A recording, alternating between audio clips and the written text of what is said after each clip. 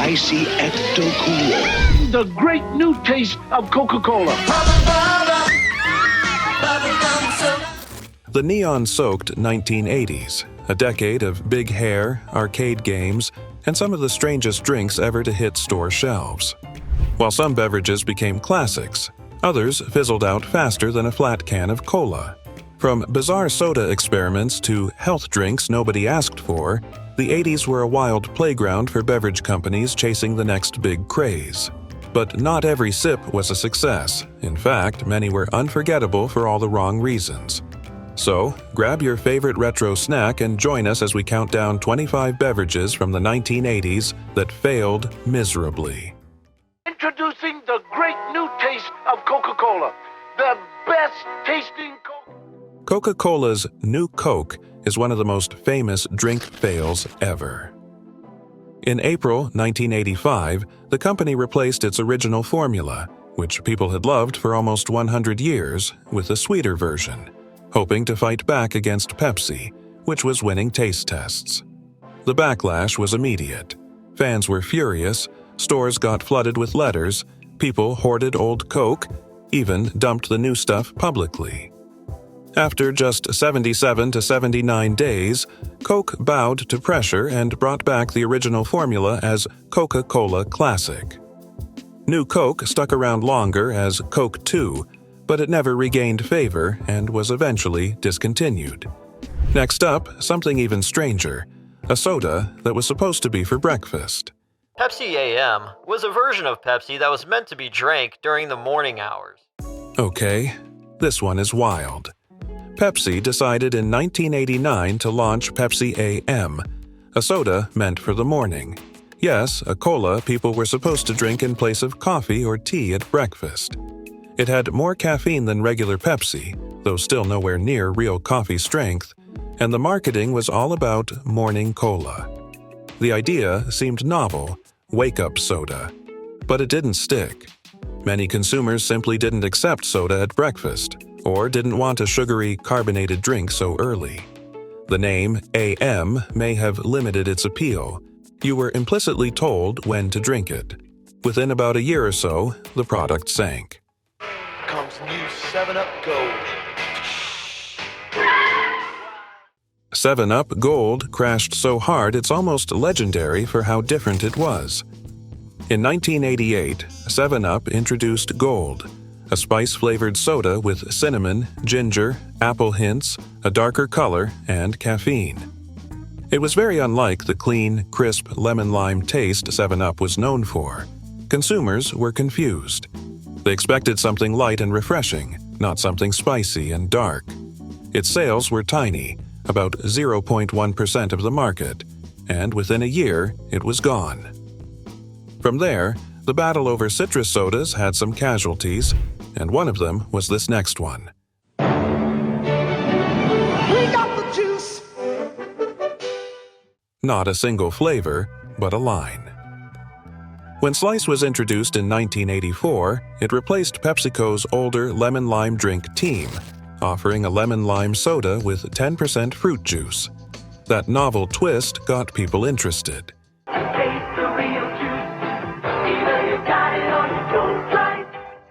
But over time, the juice content was reduced. Flavors began being dropped. Apple, cherry cola flavors didn't last. And by 1988, the market share had dropped significantly. It wasn't a total flop at launch, but many of its variations failed miserably. They couldn't keep momentum, and the product's identity got blurry. It's interesting because Slice could have been a lasting brand, but many of its experiments were missteps. Team was PepsiCo's long-running lemon-lime soda, introduced way back in 1959, meant to compete against 7-Up and Sprite. However, during the early to mid-1980s, its popularity declined. Sales dropped, people preferred newer citrusy sodas, and Pepsi decided to discontinue it in the US in 1984, replacing it with Slice, lemon-lime flavor, and eventually other brands. Team didn't fail overnight in a spectacle like Gold or New Coke, but it quietly lost relevance and was removed. Next on the list, a drink that tried to be a clear cola to ride a health novelty trend. Lifesaver soda, the best thing since sliced bread. If you love Lifesaver candies, then you will love this product. Imagine your favorite candy turned into a soda. That was the idea behind Lifesaver's soda. Nabisco launched this line in 1981 with 5 flavors mirroring the candy rings: fruit punch, grape, lime, pineapple, and orange. It tested okay in taste panels, but once people saw the cans on shelves, there was no staying power. Folks complained it was too sweet, the color didn't look appealing, and some said the idea of drinking candy just felt wrong. It was pulled off U.S. shelves by 1982, just a year later. Next up was something super weird: bubblegum in a soda can. Really?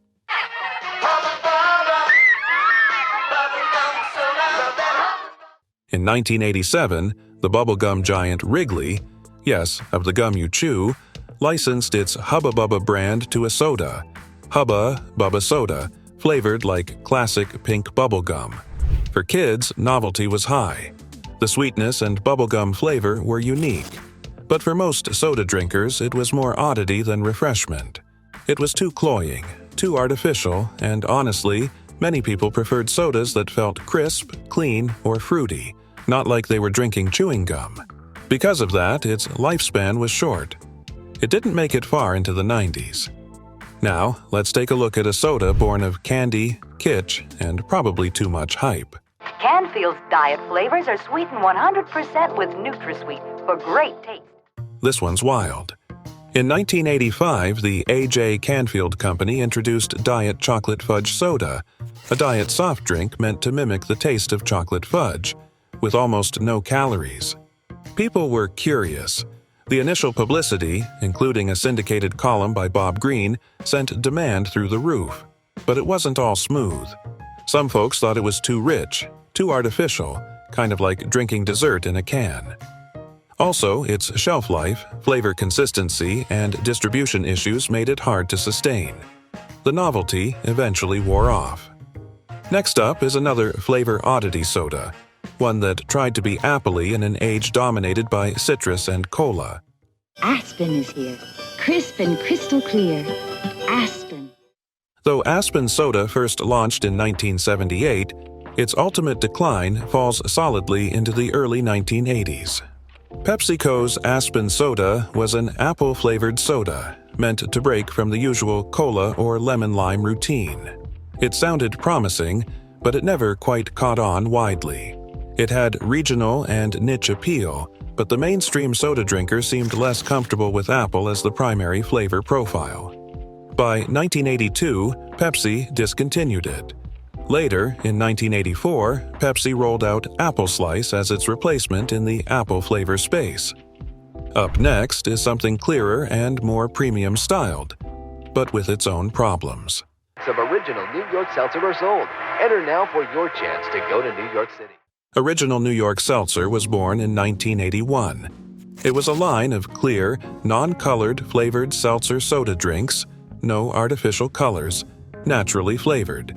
It had decent popularity, especially among those who wanted something that felt clean or more upscale. But as the 80s rolled on, it started to struggle with maintaining shelf space, distribution, and competing flavors. Some of its unique flavors lingered, but its market presence declined. By the early 1990s, it ceased being a big name, though it wasn't a total flop right away. Even though it wasn't a total bomb like New Coke, it acts as a good example of how a promising beverage can lose footing without strong ongoing support. And after that, there was a soda that tried combining morning routines with cola. Canfield's Diet Peanut Chocolate Fudge Soda. Following the Diet Chocolate Fudge experiment, the Canfield Company tried pushing it further with Diet Peanut Chocolate Fudge Soda around 1988. This one combined peanut flavor with chocolate fudge in a diet soda format.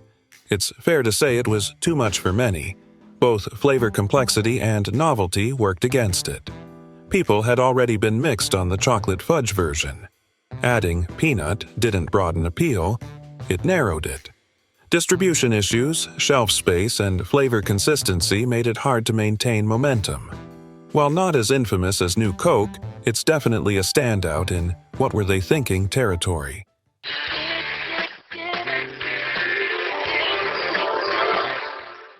Jolt Cola was a neon-buzzed rebellion in a can, loud, unapologetic, and caffeinated to the brim. Born to jolt sleepy office workers and gamers alike, its marketing winked at sleeplessness as a badge of honor. Fans loved the double caffeine promise and the bold slogan, "All the sugar and twice the caffeine." Yet, corporate gambles and expensive packaging experiments drained momentum, and an era of fads and mergers dimmed the brand's neon glow. Jolt became a cult relic. T-shirts, enamel pins, and vintage cans circulated among collectors. Recent revivals try to bottle nostalgia, but purists argue nothing tops the manic fizz of the original. Either way, Jolt's story tastes like rebellion with a jolt, sweet, sharp, and impossible to forget. Indeed. What does new caffeine-free Tab have that others don't? Let's taste.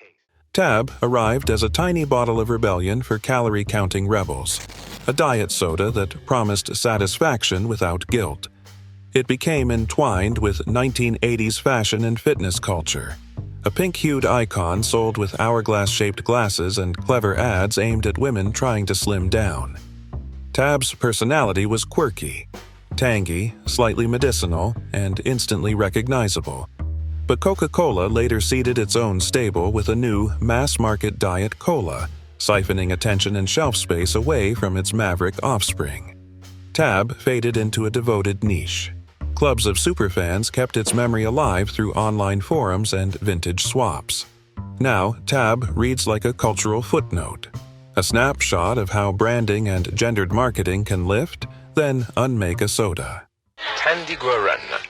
If only you know the taste. Tandy Guarana carried the Amazon in its fizz, trading on the wild energy of the guarana seed. Its flavor hit with a dark, earthy sweetness and a racing caffeine kick, a taste that felt exotic to many markets in the 1980s. Imported mystique and punchy marketing made Tandy a trendy alternative to cola's predictable bubbles, but distribution hurdles and shifting tastes kept it from becoming a worldwide staple. Regulatory challenges and competition from larger multinational sodas nudged it aside, and shelf presence dwindled. Today, Tandy lives in memories and collectors' scans of old adverts, a reminder that some drinks succeed through flavor and story, while others remain beloved regional whispers of adventurous taste. Many still miss that Amazonian caffeine kick. Straws. Pass them down to your neighbor. Drink Limca straight from the bottle. Parle Soda was a titan in many regional markets, the fizzy backdrop to picnics, cricket matches, and roadside stalls. Born from a company that dominated India's soft drink scene, Parle's portfolio included bright flavors and clever local marketing that made its bottles household staples. But the 1990s saw seismic shifts. Global giants returned, buying brands and reshaping tastes. Certain Parle labels were sold, shelved, or rebranded to make room for international names. In markets like Nigeria, Parle Soda arrived as a familiar echo of Indian summers. Yet, competing global giants and changing distribution landscapes meant the brand's visibility faded over time. Still, its legacy remains woven into regional memories of simpler, bubbling pleasures. Collectors, the elder generations, keep their memories alive.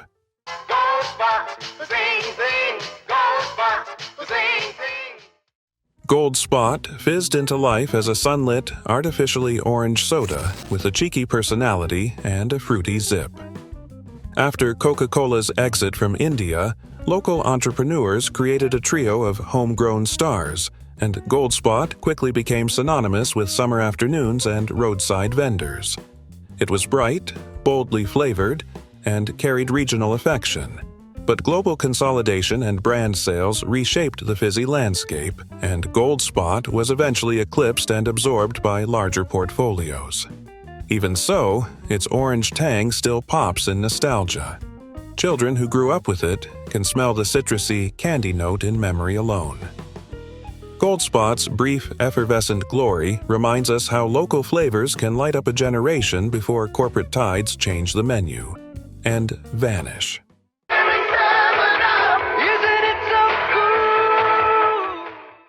Back in the 1980s, 7-Up tried to jump on the flavored soda craze by introducing 7-Up Cherry.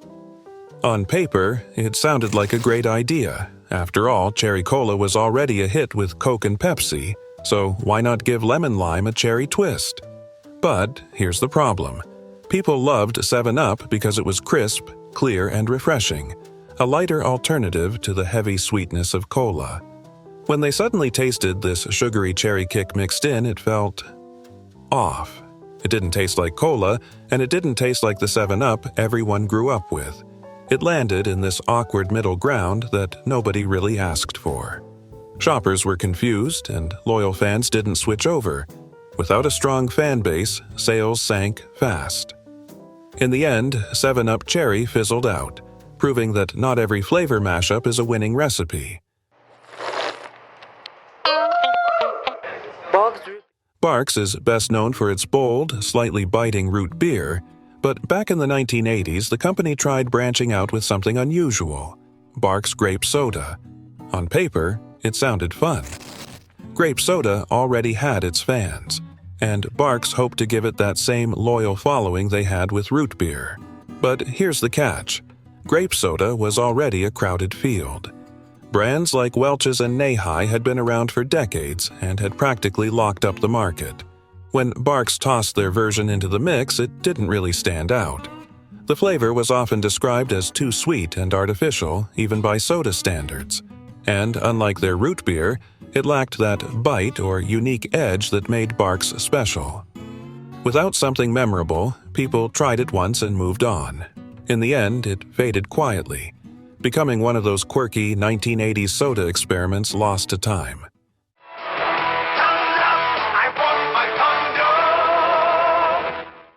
Thumbs Up was thunder in a bottle. Bold, fizzy, and unapologetically spicy. A cola with attitude that matched India's appetite for strong flavors. Created after Coca-Cola's exit in 1977, it captured the national palate and became the cola of choice for a generation, often outselling imported rivals. When multinationals returned, they sought to buy local loyalty, and Thumbs Up was acquired and then repositioned, surviving through clever marketing and tweaks to taste. Yet, certain vintage formulations, regional bottlings, and unique ad campaigns from the 1980s disappeared as recipes were standardized for broader markets. Today, Thumbs Up endures as a powerhouse in its home market, but old bottles and bygone ads carry a fierce nostalgia for a wilder cola era. Indeed. Toucans through a tropical tapestry of titillating Odwalla. taste bud It's a mouthful. Odwalla began as a VW van hustle. Fresh squeezed juices sold by a band to feed both fans and appetites for healthier drinks. Through the late 1980s and 1990s, it became the poster child of wellness culture, with fiber-rich blends and punny names that felt like a vitamin with personality. A tragic E. coli outbreak in the mid-1990s forced the brand to reform practices, and although it rebounded and even scaled, safety scares and shifting supermarket economics made growth harder. In 2001, Odwalla was bought by a giant, and by 2020 the brand was discontinued in many markets as conglomerates tightened portfolios. Still, those orchard-fresh afternoons survive in memory, a time when juice felt fresh, rebellious, and almost dangerously alive, truly missed. Orangina. Shake the bottle. Wake the drink. Orangina arrived like a mini citrus revolution. A slightly pulpy, sparkling orange drink housed in an elegant pear-shaped bottle that looked like art on a supermarket shelf. Imported from France to North America in the mid-1980s, it felt continental, sophisticated, a touch fizzy, and stubbornly unapologetic about its pulp. Advertising leaned into playful French je ne sais quoi and the famous command, "Shake the bottle, wake the drink." The bottle ritual made every sip a small performance, and that ritual turned ordinary moments into tiny theatrical ceremonies. Cafes and picnic blankets adopted it as a chic antidote to cola sameness. Its citrus swagger felt like summer in a glass, and memories of it still fizz nostalgically today. Every sip remembered. The Coca-Cola Company has just done something great to the taste of Mr. Pibb. Fantastic! Mr. Pibb began as Coca-Cola's spicy retort to Dr. Pepper, debuting in southern U.S. markets with a mysterious, peppery character that didn't fit neat soda categories. The name Peppo was scuttled, so the brand settled on the genial, slightly eccentric Mr. Pibb, a persona that lent the drink personality and memorability. Its flavor, fruity, slightly medicinal and bracing, paired perfectly with greasy diner fries and late-night jukebox sessions. The soda cultivated a loyal regional following that loved its idiosyncratic bite more than mainstream cola smoothness. Over time, Pibb's formula and marketing evolved into modern variants, but fans still treasure stories of the original, fizzier, spicier pour. Though the original bottle is gone, devotees still swap stories and recipes, keeping Mr. Pibb's legend alive. Online daily.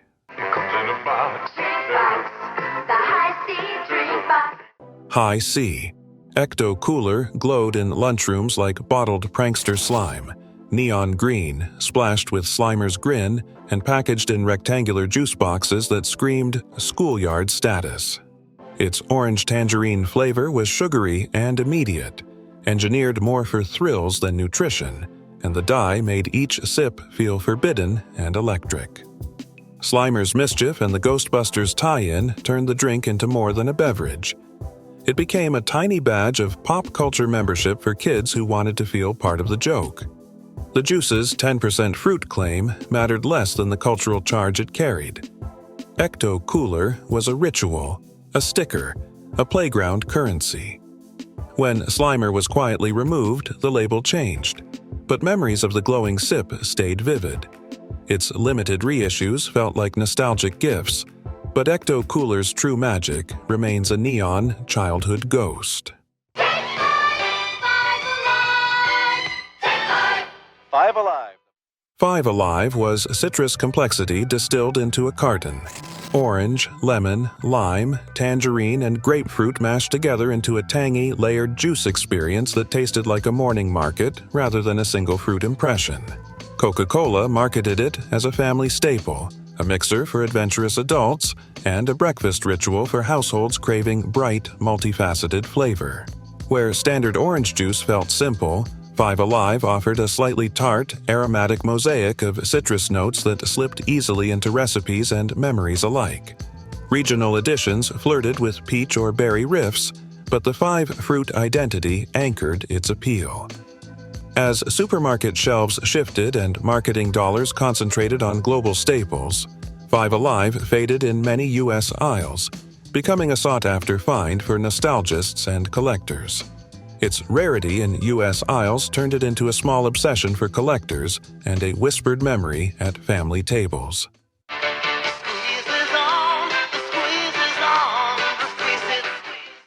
Squeeze-Its were lunchbox currency. Sugary, neon-colored liquid candies sold in quirky plastic bottles kids could twist, squirt, and treasure. Launched in Denver in 1985 and exploding nationwide by 1988, they were engineered to appeal to how kids genuinely played. Vibrant flavors that tasted like compacted candy, bottles that changed color, and limited mystery editions that sparked trading and dare rituals. The container mattered as much as the drink. An emptied Squeeze-It became a toy, a squirt gun, a trophy to brandish at recess. Marketing honed in on silliness and collectability, turning a simple beverage into a participatory experience.